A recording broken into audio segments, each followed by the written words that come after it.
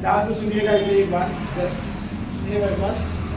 Newton के गति नियम, सर आइजक न्यूटन, क्या सर आइजक न्यूटन का जन्म हुआ था 1642 में और उनका निधन हुआ 1727 में, ठीक है।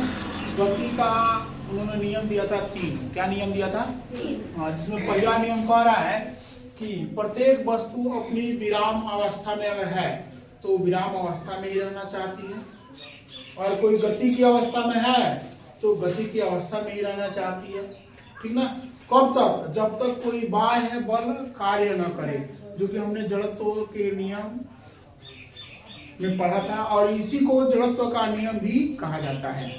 जड़त्व का नियम ही क्या है? न्यूटन का प्रथम गति नियम है। समझ रहे इस बात को?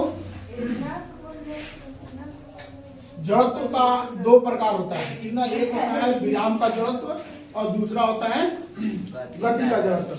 अगर हम किसी गाड़ी में खड़े हैं, ध्यान से देखिएगा इसको, अगर किसी गाड़ी में हम खड़े हैं और गाड़ी चलती है तो क्या होते हैं? हम ऐसे लुढ़क जाते हैं पीछे की तरफ, है ना। क्या होता है? पीछे की तरफ लुढ़क जाते हैं। ऐसे चलते हुए गाड़ी चल रही, रुक गई तो हम आगे की तरफ झुक गए। ये क्या हो गया? गाड़ी, ध्यान से समझिएगा इसको। गाड़ी अगर खड़ी है, हम खड़े हैं, ठीक ना, गाड़ी चलती है तो पीछे की तरफ झुक जाते हैं, है ना, पीछे की तरफ झुक जाते हैं। इसको कहते हैं विराम का जड़त्व। कहने का मतलब है अगर हम खड़े हैं तो क्या चाहती है? कहती है कि हम खड़े रहें, ठीक ना। दूसरा चीज होता है जब गाड़ी चल रही होती है तो हम भी खड़े हो आराम से, कोई दिक्कत नहीं है। जैसे गाड़ी रुकी तो हम आगे की तरफ झुक जाते हैं, है ना। इसका मतलब क्या है? हम चल रहे हैं तो कहता है ये चलते रहिए आप, ठीक ना। रुकते हैं तो क्या आगे की तरफ झुक जाते हैं। ये क्या कहता है? गति का जड़त्व। जो चल रहे हैं तो हम चलते रहना चाहिए, अगर रुके तो फिर क्या हो जाएंगे? गिर जाएंगे, ठीक ना।